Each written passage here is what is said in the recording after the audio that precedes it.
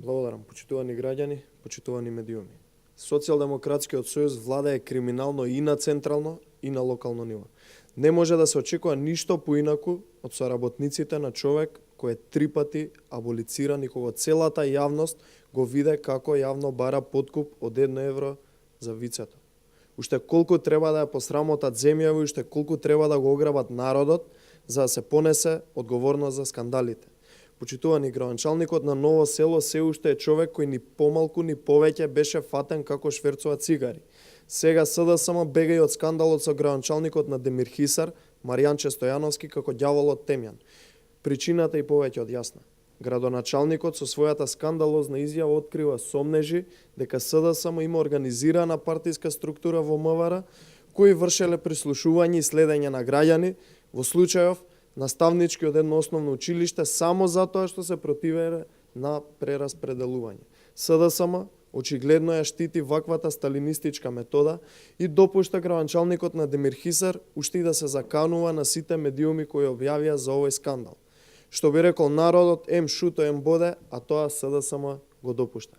Граѓаните со своји очи видоа и со своји уши слушнаа како градоначалникот вика сред училница пред ученици, цитирам: "Заборавате дека во МВР работев, заборавате дека ги слушам сите телефонски јавувања, одење од куќи и така натака."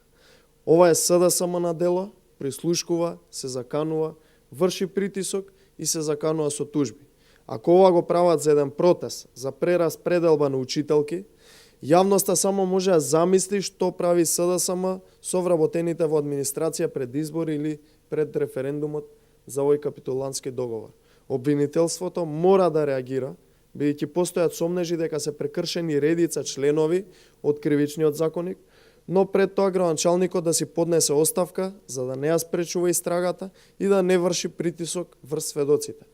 Зоран Заев патем треба да одговори дали градоначалникот на СДСМ Демирхисар имал пристап до нелегално прибавените разговори, дали ги слушал и дали како член на МВР учествувал во партиска структура која вршела и можеби се уште врши прислушкување.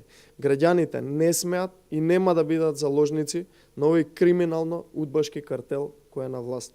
Тие се повеќе се охрабруваат и јасно се спротивставуваат на штетните политики на Зоран Заев. Ова лудило на власта, ова лудило на Зоран Заев добива само уште една потврда со скандалот со градоначалникот на Демирхисар. Благодарам.